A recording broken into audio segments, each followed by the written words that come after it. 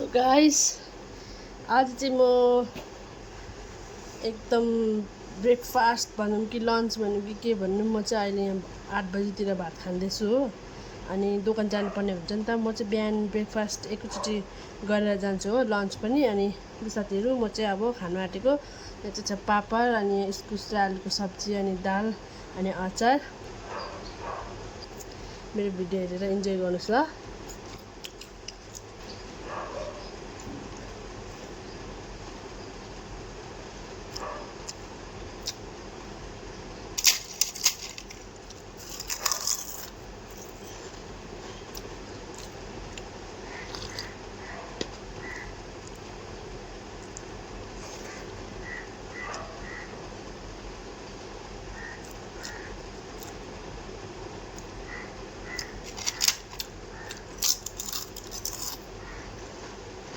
अचार मिठो भएछ।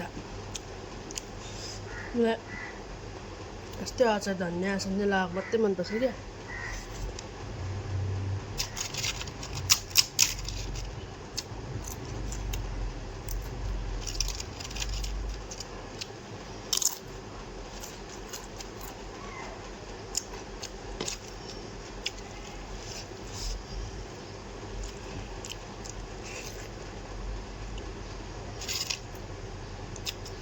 बस्तीतिर यसरी खान्छ नि, बिहान खान्छ त्यहाँदेखि एकचोटि बेलुका। हामी पनि त्यस्तै हो, हामी बिहान खान्छ एकचोटि बेलुका खान्छ।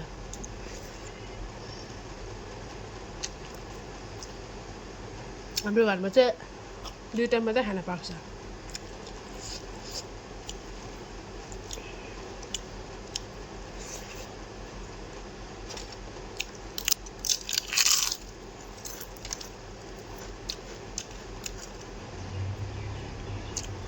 इस्कुसको जरा के भन्छ, त्यो भित्र हुन्छ नि क्या हो।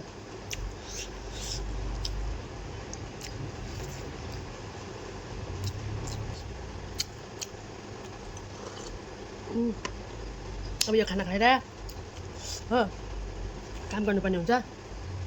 काम गरेर चाहिँ ठिक्कै बिजी आउँछ 9:30 मा। अनि जान्छ हामीहरू आफ्नो आफ्नो काम। मजा आयो।